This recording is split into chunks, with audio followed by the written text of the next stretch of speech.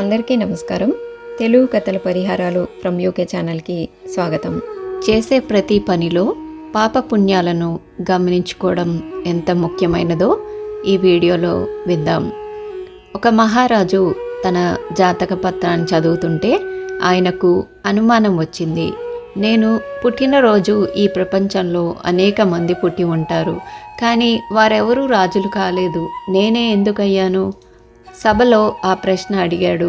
అప్పుడు ఒక వృద్ధ పండితుడు, రాజా, ఈ నగరానికి ఉత్తరాన ఉన్న అడవిలో ఓ సన్యాసి ఉన్నాడు, అతన్ని కలిస్తే మీ సందేహానికి సమాధానం దొరుకుతుంది అన్నాడు.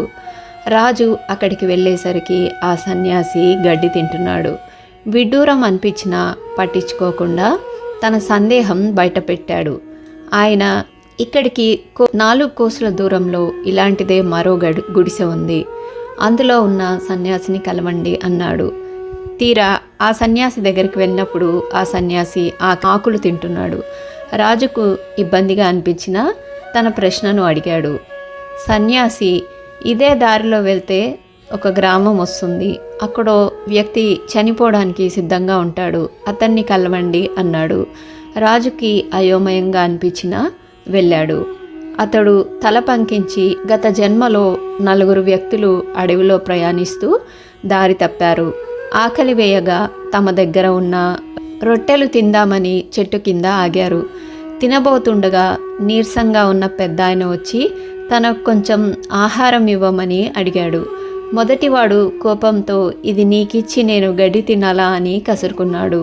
రెండో వ్యక్తి వైపు చూడగా, ఈ రొట్టె నీకు ఇస్తే నేను ఆకులు అలాలు తినాల్సిందేనా అన్నాడు. మూడవవాడు, రొట్టెలు తినకపోతే ఈ రాత్రికి చస్తావా అని తూలనాడాడు. 4వ వ్యక్తి మాత్రం, తాత, చాలా నీరసంగా ఉన్నావు, ఈ రొట్టె నువ్వు తిను అని తాను తినబోతున్న రొట్టెను ఇచ్చేశాడు. ఆ 4వ వ్యక్తివి నువ్వే. నీ ఆకలిని అంచుకొని వేరొకరికి సంతృప్తి పరిచిన పుణ్యం వల్ల రాజుగా జన్మించావు. ప్రజలను కన్నబిడ్డలా చూసుకుంటూ జన్మ చరితార్థం చేసుకో, మరో జన్మలోనూ మంచి స్థితిని పొందు అని కన్నుమూశాడు. చేసిన పాపపుణ్యాలను బట్టి జన్మలు ప్రాప్తిస్తాయి. మీకు కనుక ఈ వీడియో నచ్చినట్టయితే తప్పకుండా లైక్ చేసి షేర్ చేయండి. మరిన్ని ఆసక్తికరమైన వీడియోల కోసం ఈ ఛానల్ని సబ్స్క్రైబ్ చేసుకొని బెల్ ఐకాన్ క్లిక్ చేయడం మర్చిపోకండి. సర్వే జన సుఖినో భవంతు. Thanks for watching.